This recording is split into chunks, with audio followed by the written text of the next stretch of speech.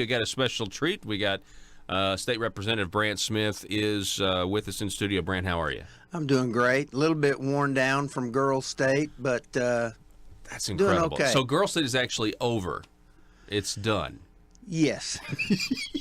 Yes. And listen, they were so exhausted. Yesterday morning I met them. I was with Secretary of State, our treasurer, and we were on the Capitol steps as the buses rolled in from Harding University. And they were happy to be at the Capitol, but some of them looked like they were still asleep. And I said, well, what time did you go to bed last night? And they said, well, it was actually early this morning. 1:30, 2 o'clock, and then they had to roll out about 5 or so. Yeah.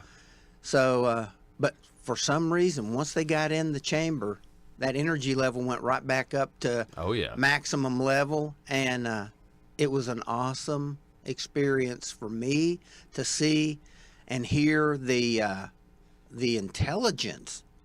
They understood what they were trying to do. Yeah, pass legislation, mock legislation and stuff. Yeah. And I wouldn't be surprised if some of what they presented might not wind up being actual legislation in the next general session. Interesting. Well, we wanted to have you on because we were doing these impressions of the sessions because we're in the wake of the 92nd General Assembly. Right. So I'm just going to give you the floor, kind of take it where you want to take it. State Representative Brandt Smith, what was your impression of the session 2019? Well, Paul, and I appreciate that. I was listening to Jack. I've listened to Gary Stubblefield, John Payton, Josh Miller. Mm-hmm. All of these folks are my heroes. I would even say great legislation presented by Robin Lundstrom. Mm-hmm. We had on the Senate end, Breanne Davis, freshman senator. She stepped up and was involved in some critical bills. That's what I've heard. Well, that I had tried to get passed in, previous sessions, but being a male, and I'm trying to run a bill on female genital mutilation, to make it illegal. She picked that bill up. She ran it, and I think was it Robin Lundstrom that or Mary Bentley, one of them on the House side carried that bill. Mm-hmm. And it sailed through committees, sailed off the Senate floor and the House floor, and the governor signed it. And so great. For people that don't know about FGM, that's important for our future and for the health and well-being of our young girls in this state. Yeah, well, and it's also an example of being left of bang, which we've talked about. Exactly. You want to be preemptive before right. the event happens. Well, and then I hate to just talk about what I carried or what I presented, but that's probably why I'm here. But I was asked to carry a resolution, 2 resolutions. One was on CARE, which is the Muslim, fundraising wing or arm of Hamas and Hezbollah. Yeah, CARE.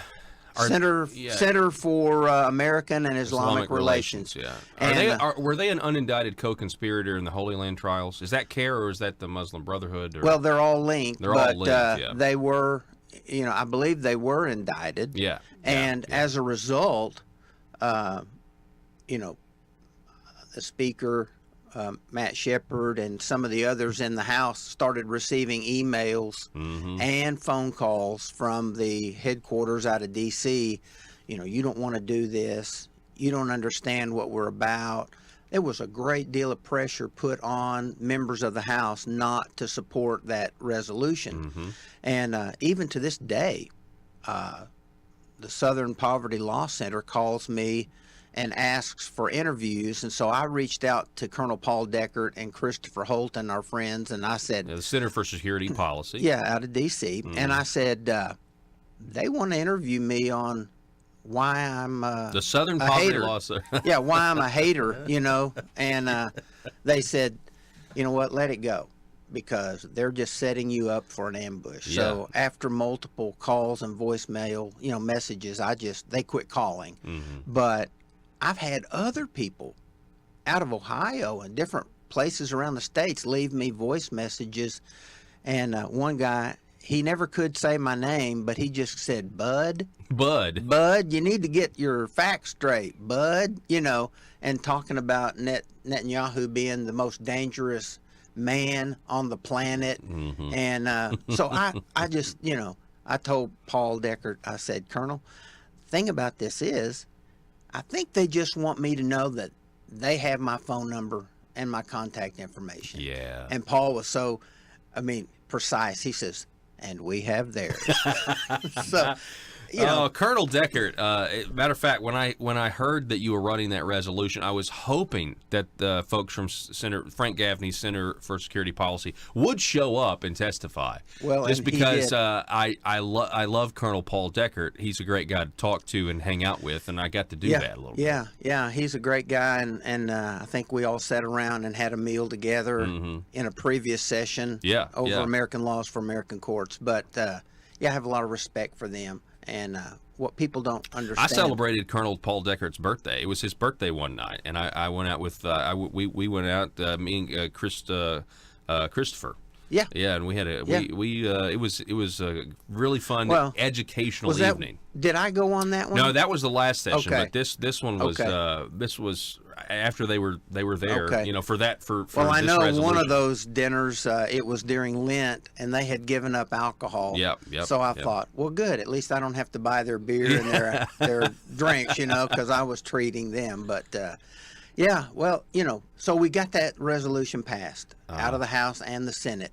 And a resolution is really non-binding. It doesn't have any weight in some ways, but it was powerful. Right. That we would say to law enforcement across the state of Arkansas, we highly encourage you not to cooperate with CARE. Right.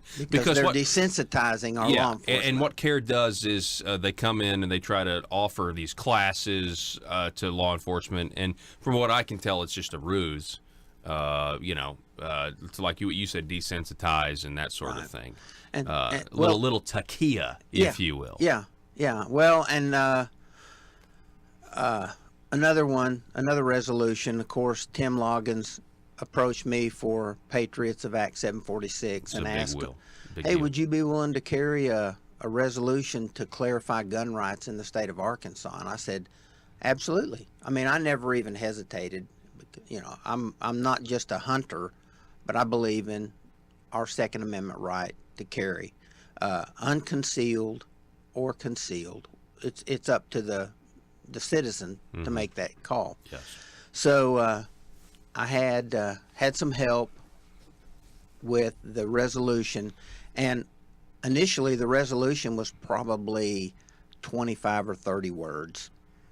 If that many. I've never counted them, but when I took it to BLR, they were so worried about it, and they were doing their job. They have a job to do, and they want to make sure that everything is perfect. So they came back and said, we want to revise this, and it turned out to be like a 2 or 3 page. Were they concerned about the resolution? Because that's what's funny. It's a non-binding thing. It's not law, but were they concerned about the resolution fitting into the concealed carry code? You know what? I worked with 2, maybe 3 attorneys over at BLR on that. And I think the major concern was they didn't want it opposed in the courts, and they were trying to navigate carefully with all the language and verbiage so that if it was scrutinized, that they protected themselves. I understand. And BLR, they're awesome people, great people. In this case, because the right to carry and bear arms is such a controversial issue with the gun control freaks, that they wanted to make sure that everything was better than what we initially had written up. And so I just submitted the revised version, which was like 2, maybe 3 pages long, to Tim and the organization, and he took it to one of their meetings on a Saturday, and it met with so much anger and frustration over how does this clarify? There's more language in it than is necessary. So I took it back to BLR and I said, we're going back to the original document, and they encouraged me not to do that. Yeah. And, Well, and the original document is simple. It's just saying we're a constitutional carry state. You can carry concealed or unconcealed.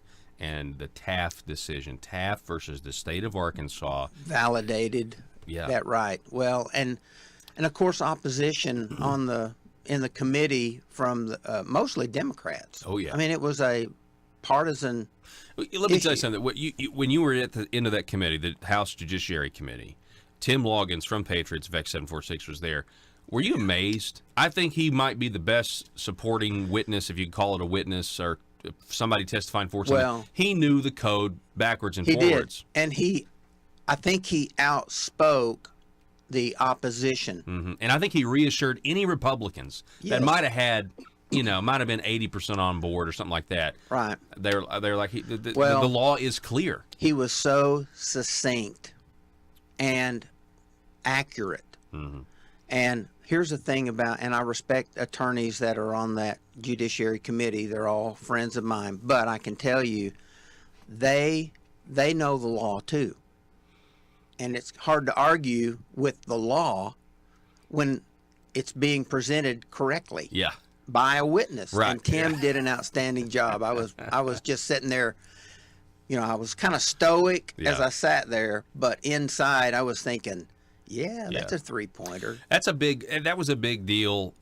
It passed the committee, passes the House, and then of course Senator Flip on the other end Picked it up. companion resolution. It passed. So there's now been clarity provided if anybody wanted it, and so this was a big victory that you were a part of, and the people of Arkansas are going to benefit from it. And that's what happened with the resolution against CARE. Mm-hmm. Picked up on the Senate end, and it just sailed through. Right. I think we touched on some real hard, kind of like white elephants or elephants in the room issues, and we just dealt with it. Yeah. And so I was proud of both the House and the Senate for getting behind those resolutions. So let's talk what I might consider another elephant in the room in the wake of the session, and let's talk tax policy. So we had good income tax reduction. That's a straight cut in a straight bill, 6.9 to 5.9, great. But then it seems like there's an effort to get the money back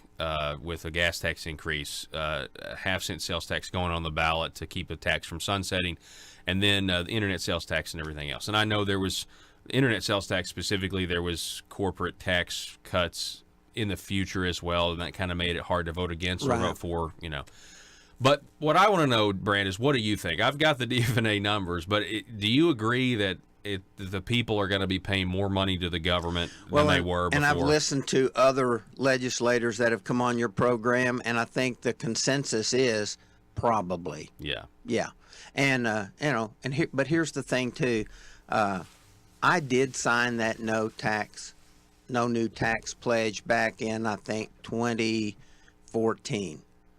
I don't think I've signed it since, but a promise is a promise. And I took the approach that Jack Ladyman took, that even though he didn't sign it, he was able to discern when he should vote in favor of a tax increase as opposed to when he should not. And for the most part, Representatives Ladyman, Tosh, Sullivan, and I have all been very adamant about not voting for tax increases.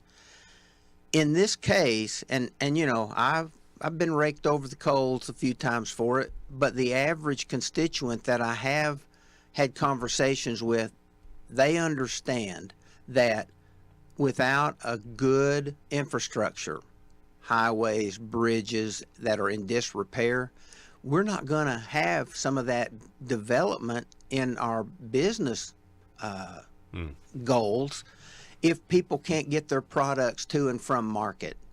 That we have to have safety first in our highways and infrastructure. And that I told Michael Wickline of the Gazette, Democrat Gazette, I said, that was a hard vote for me. Yeah. I didn't want to do it. As a matter of fact, initially, I thought, hey, this is not going to be a problem for me. I'll sign on as a co-sponsor.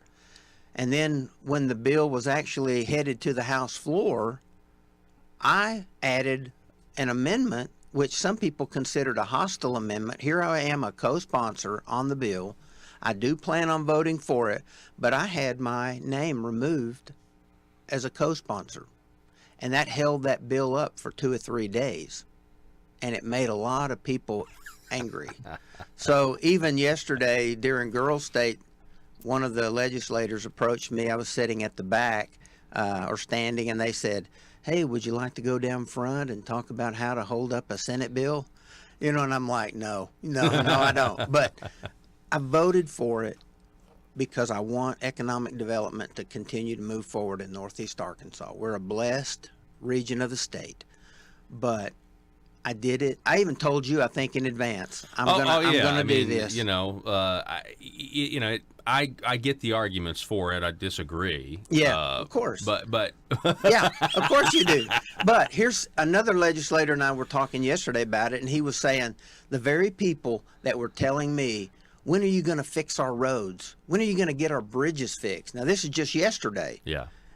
He says after that passed and the money started trickling out for repairs and upgrades, the same person that was being critical, when are you going to fix my roads, are saying, I had to sit in that line for an hour. Yeah.